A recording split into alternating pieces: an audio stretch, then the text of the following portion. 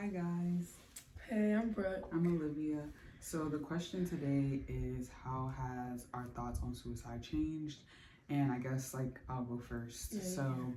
I think that my thoughts on suicide since the situation with Hope has happened honestly hasn't really changed much. I think that it just solidifies all my whole entire thought process on suicide in general.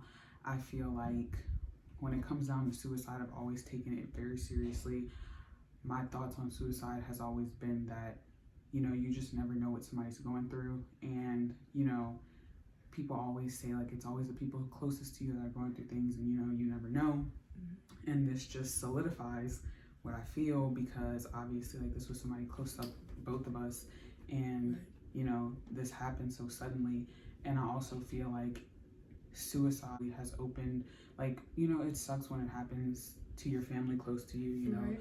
but I feel like it broadens people's horizon on the conversational piece, and I kind of feel like that's something that needs to be brought up.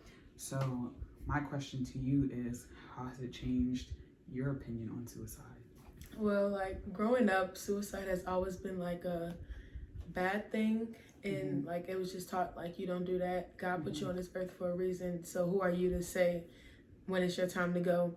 But ever since this situation with Hope happened, it just made me think about, in my sense, just what I could have done and what was I doing that I didn't even notice anything going on or anything going wrong. So it just opened my mind up to just be like, you always need to show people kindness because you never know what's going on behind closed doors. And they can be the happiest person in front of you, but be going through hell in their room and you just don't even know. So it just made me realize that you always need to show people respect and kindness and just let them know that you're there for them. I guess my question to you would be, why do you feel like people think that, or they were brought up suicide is bad?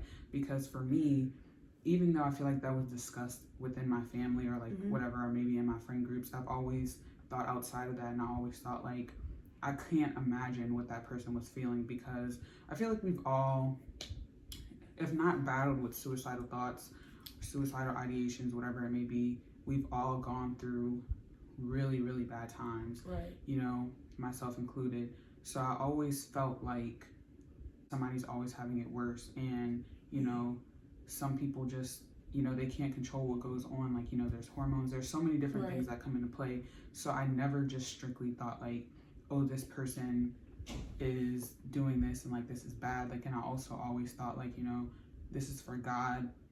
It's out of our reach. This is something that God has control of, And I guess I can't really, I understand, but I just want to see somebody's point of view who grew up thinking that it was bad. I want to know why. I definitely had to learn that, especially with, I'm just taking mental health so much more. I'm just taking it on another level and just thinking about it more, because honestly, I've never really thought about mental health because I went through hard times, but I've never really it's until now, just going to college and everything just has put me in a depressive state of mind, and I've just been trying to get out of that.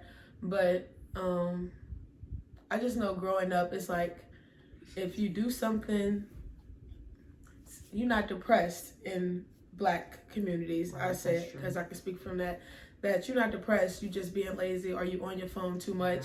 And it's how could you even say that? I always thought depression was a real thing. I know people go through things and I know it was a real thing. So when anybody would say oh, you're not depressed, you're just tired, or you being lazy right now, you're just on your phone. No, that's not true. That's not right. That doesn't even make sense. I just want to say a huge shout out to the parents who do take their kids' mental health seriously. Not even just parents, but to siblings, just to everyone. Make sure in certain situations that you're quick to judge on, why is my child doing this, or just try to take it a little bit more serious. Make sure that they're okay. Listen. That's the biggest thing that I think I've learned through this whole entire process is just to listen. You learn so much when you listen and not judge. So I just want to challenge you guys to listen more, help more, be kind, and don't downplay anybody's situation, no matter where you at. And especially in Black households, it is dire that we listen to our kids, listen to what they're going, just listen, because that literally will help so much. Signing out, live. And the question that I'm going to answer is, how has your views on suicide changed since you personally encountered it? And my view changed drastically because I never looked at it as a real situation that people actually struggles with. And until it hit home, until it happened to a family member. And it just made me want to look into how can I help someone who's going through that. And after doing a little research, I came across this word believe. B for believe that suicidal comments and gestures are serious. E for engage in conversation about thoughts and feelings. L for listen without judgment. Listen without judgment or arguing. You don't always have to put your 2 cents on something, You don't always have to judge people. I know it's a real big thing. I for investigate, dig deep. E for express empathy for person and situation. V for validate how difficult and painful this is for them.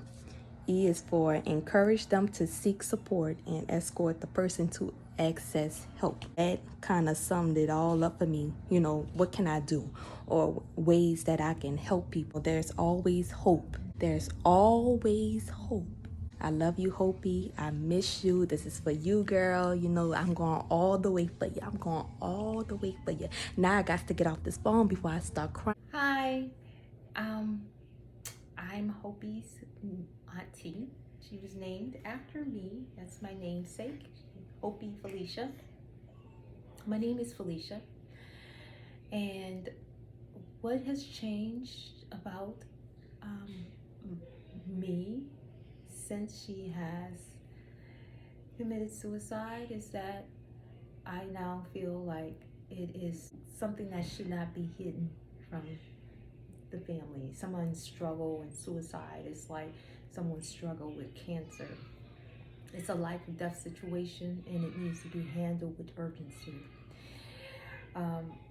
It should be a conversation. It should be a conversation during the time of that person's life when they're living. The family and friends should support them, and the family, the mom, the dad, the sisters, try to support them any way they can to help them through whatever feelings that they're having, because it is definitely something that needs to be handled and talked about just as openly as you talk about somebody that has a physical illness. And that is my feelings. My feelings about suicide have changed so much. The family were going through a lot of grief. They were going through a lot of pain. And actually seeing that and seeing them cry or how they are sad, it actually changes my feelings about suicide. It's like you have to comfort the people around you. And when I saw other situations about suicide, it was never really I never really cared as much as I do now, because when you don't really care if you're not really affected by it, but now I'm affected by it, and I really want to raise awareness and actually tell people suicide is not always the answer. Talk to somebody, use these kind of platforms that as Charity is making, because what she's doing is very good. And I think that she's not only helping herself, but she's helping other people. And I really just think she's great for that. And all my family is really strong, especially the Drift family. They're super strong. And I just pray that more people hear about this so that they might change about suicide, because it brings a lot of pain to the family. It brings a lot of doubt. And I just hope it gets better.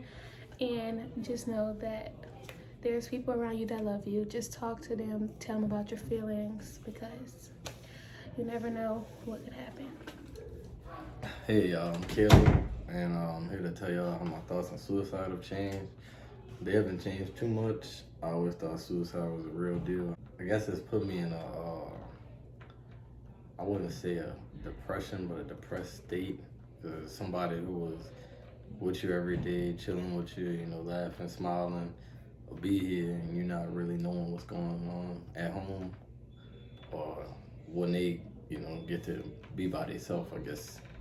You know, just kind of be mindful of some of the stuff you say, be more aware, jokes, whatever, you know, it's real. The question is, tell me how your feelings have changed about suicide. So my feelings have changed about it by, I take it more seriously, like it is a serious thing, because I feel like everybody has been there, been at that stage. I have, but it wasn't like so seriously, but it was just like, I don't want to be here. Well, actually I haven't. It was just like, I wouldn't mind if I died at this moment, but I'm not going to kill myself.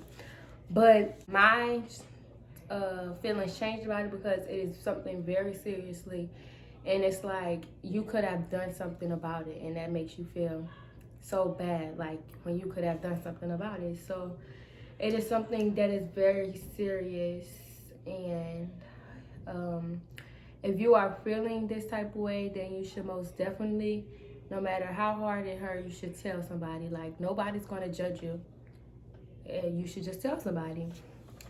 And nobody should have to deal with that by themselves. And yeah. Personally, you feel really empty and lost and like there's no hope in the situation when there is hope. This situation happened about 6 months ago, and we're all still here. Nothing else happened. No one else committed suicide. We're still going because Hopi is still here with us. And I don't think that answered the question, but I just had to say what I said. As far back as I can remember, you have always been here. Since you've been gone, not a day goes by that I don't look at the air and stare and wonder how. How can a person be so cool? How can one be so talented? How can one be so brave? Yet you looked at yourself and you didn't see the same. You see, to me, you have always had it, that wow factor. That's something that can't be brought in stores. You had all of that and you still had more. More love, more knowledge, more talent, more to give. You see, to me, you shine as bright as the sun in the sky. You even twinkle as bright as the stars on my darkest, most lonely nights. You had so much more that you even had some to share. You lit a fire inside of me that gave me the courage to dare. I dare to be as kind as you, I dare to be as fair. You even taught your selfish baby sister to dare to care. You made me realize that life is more than just me. You made me realize that there is so much more that I can be, that there is even so much more to see. You see, looking at life through your eyes, dreams do come true. There's nothing too far out of reach, and now nothing can block my view, my new view on life. You see, there's more to life than what we can see, even more to life than what we can be. When you leave this earth, what will you leave? Just a bunch of broken hearts, or broken hearts with a dream? A dream that turns into purpose, a newfound hope in what will be? The definition of hope means a feeling of expectation and desire for certain things to happen. It also means a feeling of trust. Even in the darkest times of my life, you are still teaching me the most valuable lessons. To trust in God. You see, when it seems that there is nothing to trust in, when it seems that everything you thought you've known has switched, when things seem hopeless, but there is always hope. In the longest seasons of uncertainty, hold on to the expectation for things to get better. Hold on to hope, and when it seems that all hope is lost, tap into your faith. Keep believing when you can't see the finish line. Trust that it is there. And throughout the process, continue to show love. Love each other, love yourself, but most importantly, love God.